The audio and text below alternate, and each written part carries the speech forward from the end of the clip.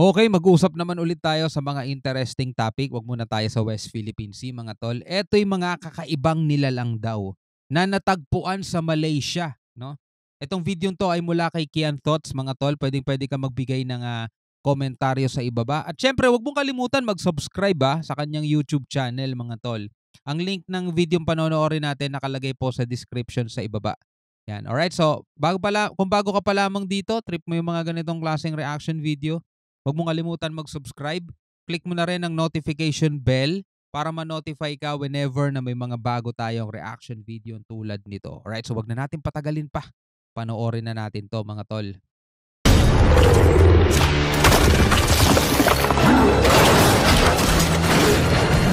Spider-Man yan.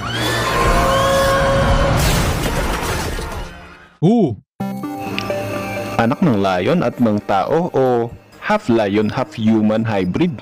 Natuklasan nga ba sa Malaysia? Parang ano lang to? Parang display lang, no? Parang silicone doll, parang ganun. Totoo nga kaya ito? Yo, what's up guys? It's Ken Thoughts here.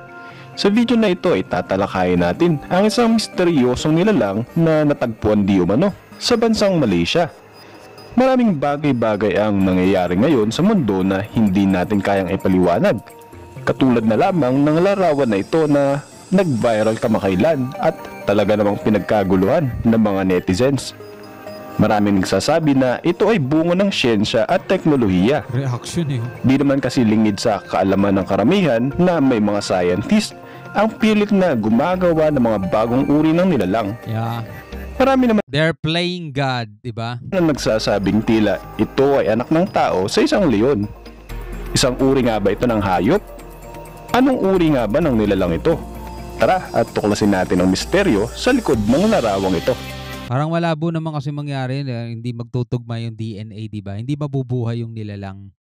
Bago tayo magsimula, kung hilig mo ang mga pwede siguro kung sa siyensya, gagawin nila sa laboratorio, di ba? Pero sa natural, parang malabo mangyari. Video katulad nito, don't forget na mag-subscribe and hit the bell icon para lagi kang ma-notify kapag may mga bago tayong upload. I-like mo na rin ang video na ito bilang suporta at subukan nating pabutin ito ng 100 likes. Kaya tara at simulan na natin!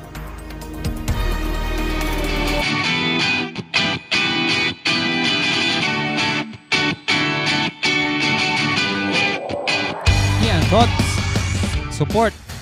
Hey man! Kumusta ka tropa? Welcome sa channel kung saan ang kaalaman ay nag-uumapaw.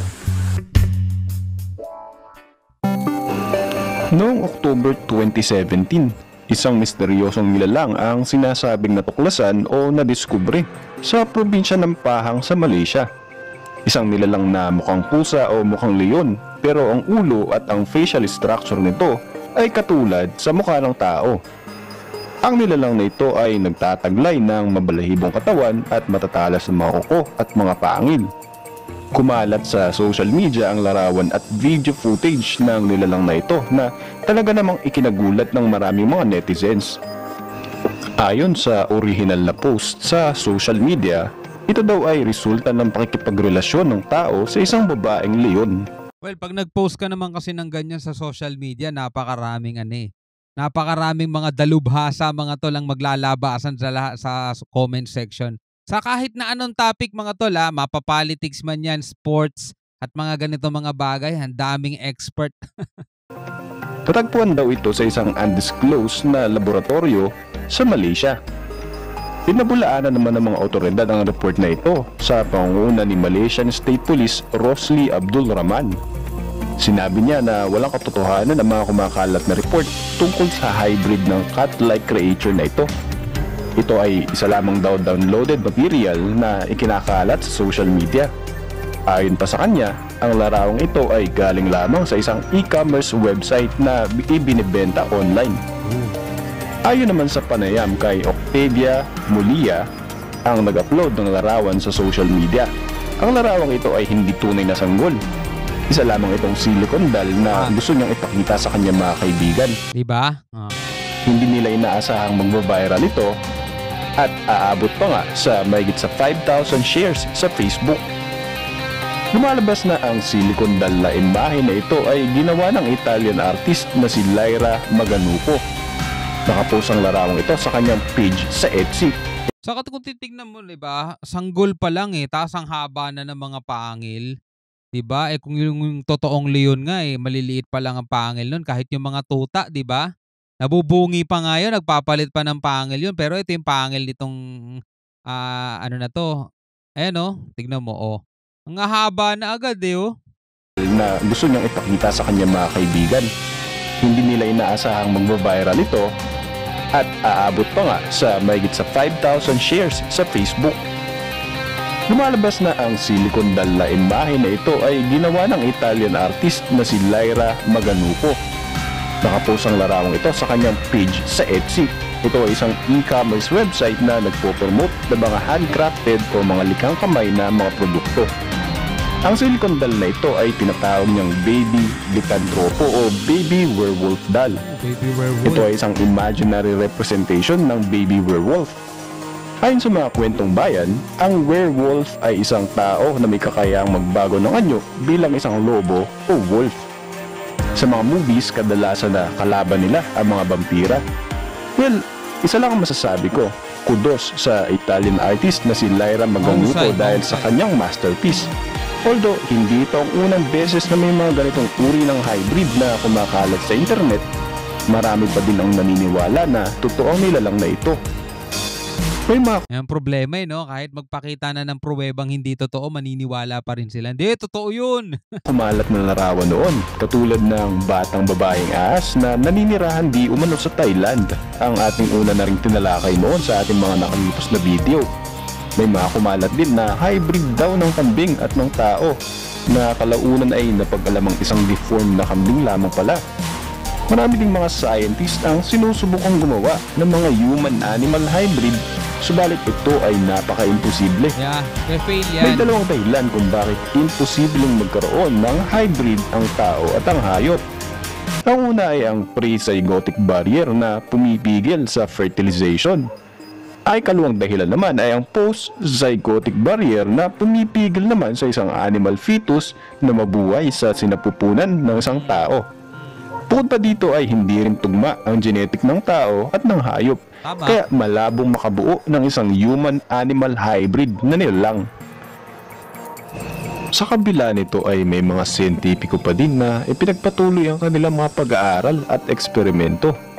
Noon pa man ay may mga paniniwala na tungkol sa mitolohiya at iba pang mga relihiyon tungkol Naniniwala kasi sila na ang mga tao kasama sa animal kingdom 'di ba?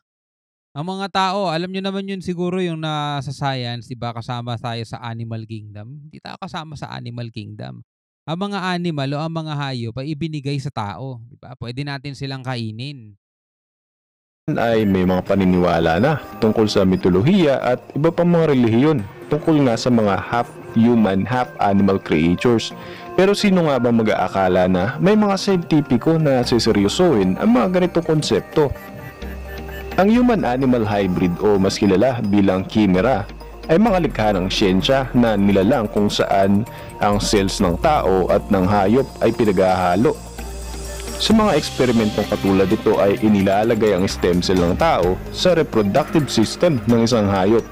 Pero sa kasalukuyan ay walang nagtatagumpay sa mga ito. Pero alam mo ba na noong 2019, inaprobahan ng bansang Japan ang kauna-unahang human-animal embryo experiment. Ang mga eksperimento na katulad ito ang nakikitang solusyon ng mga eksperto para sa mga nangangailangan ng internal organs. Napakahaba kasi ng listahan ng mga tao na naghihintay na magkaroon ng organ donor. Ang nakakalungkot ay karamihan sa kanila ay namamatay sa kakaintay.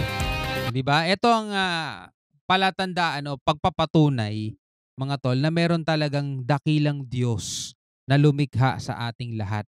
Dahil kahit gaano na kalayo ang naabot ng tao, mga tol, tingnan nyo, hindi nila kayang dugtungan yung mga nakatakda na. Hindi kaya ng pera at hindi nila kayang gumawa ng pwedeng ipalit, no, sa organ na meron tayo. Kasi itong mga organ na meron tayo, mga tol, Panginoon Diyos ang gumawa sa atin yan 'di ba? Hindi kayang palitan ng tao yan. Talagang merong gumawa sa ating lahat, isang divine being, mga tol. Isa din ito sa dahilan kaya maging sa mga black market ay in demand ang mga bentahan ng mga internal organs. Kaya para sa mga eksperto, ang human-animal hybrid project na ito ang solusyon. Ngayon nga nagkakawalaan, 'di ba? Ang daming nawawala eh. Mga pinapaniwalaan nila, kukuhanan ng organ 'yun tapos ibebenta nila sa black market. Kasi yung mga mayayaman, mga bilyonaryo na gusto pang mabuhay pero kulang na sila sa organ, willing magbayad ng malaki 'yun para mapalitan lang yung organ na sira na sa kanila. So siyempre, andiyan diyan yung mga sindikato na gahaman din sa pera, persahan na lang kukuha sa kung sino man, 'di ba? Kamakailan lang ay inanunsyo ng ilang scientists na nagtagumpay na sila na makagawa ng isang hybrid ng baboy at ng tao. Ito ay isang eksperimento sa pangunguna ni Juan Carlos Ispizua Belmonte mula sa Salk Institute. Ayon sa kanya, ang eksperimentong ito ay inabot ng halos 4 na taon. Pero ayon sa kanya ay nasa unang bahagi pa lamang sila ng kanilang pag-aaral at malayong malayo pa ang kanilang lalakbayin. Ano ang reaksyon mo sa ating video ngayong araw na ito? Huwag mong kalimutan. Dito natin mapapatunayan, mga tol, na magkaiba ang tao at Panginoon Diyos, 'di ba? Sa Panginoon Diyos walang imposible. Walang imposible sa kanya, mga tol. Siya ang gumawa sa ating lahat eh. Siya ang nagbigay ng katawan natin at katawan ng mga hayop at kung ano-ano man, 'di ba? Ang tao ang pinagkalooban ng kaluluwa, ang mga ng espiritu, mga tol. Etong mga hayop wala silang espiritu. Yun naman din ang nakasulat sa Bible. Pero ikaw bilang isang Pilipino, ano masasabi mo rito? O bilang isang tao, sa tingin mo ba posible na maghalo ang genetics ng tao at saka ng hayop at makabuo ng isang hybrid na nilalang? Comment ka na lang sa ibaba. Hanggang sa muli, ako nga pala si Shobal D. Peace out.